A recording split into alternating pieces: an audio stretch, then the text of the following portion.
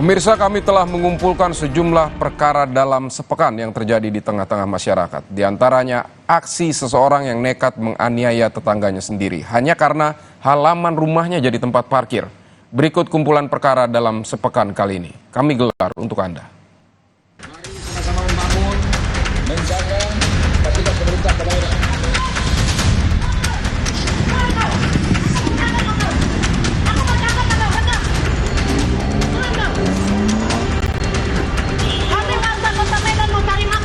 Parkir kami diganggu, PPP naik, jualan di angkringan nggak boleh. Angkringan, iya, angkringan di atas trotoar. Itu kau tengok. Pedagang kaki lima ini nekat menghadang mobil Satpol PP saat sedang melaksanakan sosialisasi soal ketertiban umum di Jalan Gatot Subroto, Kota Medan. Dirinya bahkan mendebat petugas Satpol PP dan memintanya membubarkan gusuran karena warung kopi miliknya yang berada di trotoar terdampak. Bukan mobil yang tadi, itu dari uang rakyat. Dari uang rakyat. Kini Satpol PP tengah berkoordinasi dengan polisi terkait tindakan menghalangi pekerjaan. Gigi nggak dia? Apa? Gigi aku nggak dia? Pemerintahnya bodoh.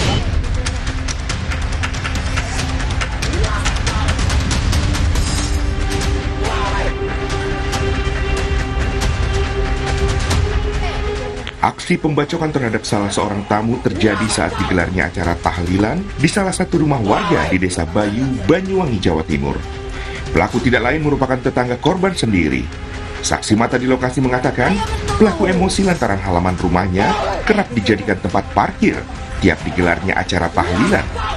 Pelaku sempat kebingungan setelah melakukan penganiayaan, hingga pelaku menyerahkan diri ke pihak kepolisian.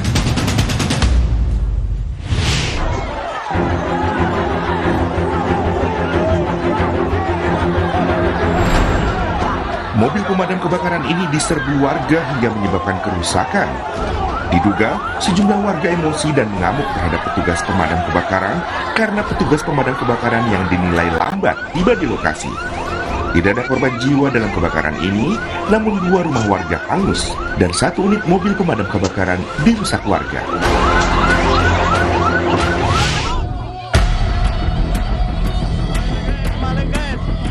Pencuri ini babak belur setelah aksi pencurian motor di pagelaran reok diketahui warga.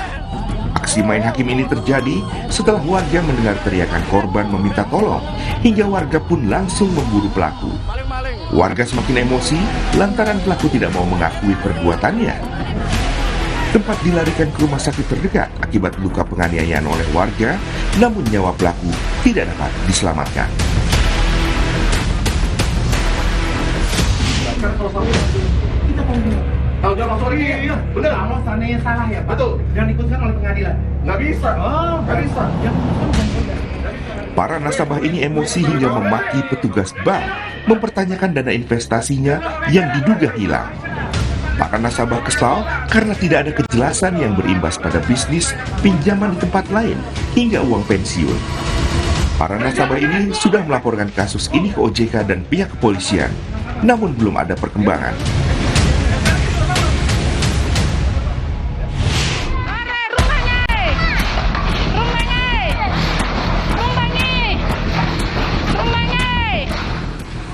Sekelompok warga ini nekat merusak dan merobohkan salah satu rumah terduga pelaku pencurian yang disertai dengan pemerkosaan.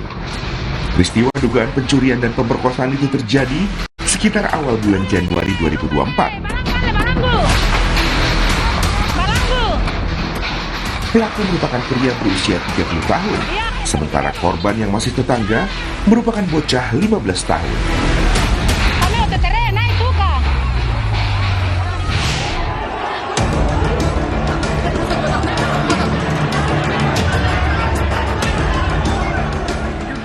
Dua kelompok supporter ini tiba-tiba saling pukul di area stasiun Manggarai usai turun dari KRL. Mereka bersama-sama mengejar pengguna kereta lain hingga ke area pintu timur, pintu barat, dan peron. Petugas keamanan di lokasi langsung melerai keduanya dan mengarahkan untuk keluar area stasiun dari pintu yang berbeda. Keributan sempat kembali berlanjut hingga ke stasiun Cikarang. Pihak KRL pun telah melaporkan kejadian ini ke petugas kepolisian.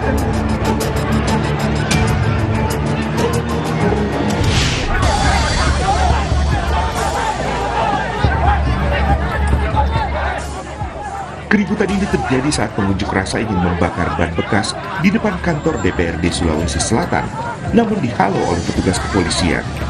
Massa dan polisi lalu saling dorong hingga cekcok pun terjadi. Terduga provokator juga diamankan untuk diperiksa. Aksi saling dorong ini mulai terjadi saat massa memaksa masuk ke kantor Gubernur Jawa Tengah yang sejak awal ditutup. Untuk mendorong mundur mahasiswa, polisi menembakkan water cannon. Saya himbau lagi, jangan bersentuhan dorong-dorong, ngapain dorong-dorong? Dalam aksinya, massa menuntut pencabutan Undang-Undang Cipta Kerja, tolak upah murah, juga mewujudkan kesejahteraan guru dan dosen. Unjuk rasa di kantor Kejaksaan Tinggi Sulawesi Tenggara yang menuntut pengusutan dugaan korupsi pembangunan jembatan berakhir ricuh. Massa pun akhirnya berhasil masuk, namun dikejar oleh petugas hingga kembali terjadi kericuhan.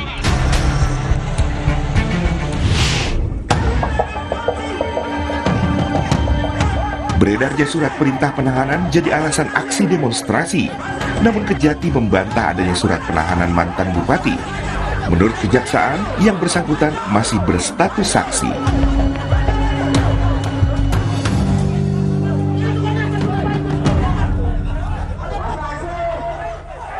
Saudara, diduga dianiaya senior, seorang taruna Sekolah Tinggi Ilmu Pelayaran STIP Jakarta meninggal dunia. Dari hasil pemeriksaan sementara, polisi menemukan luka lebam di bagian ulu hati korban.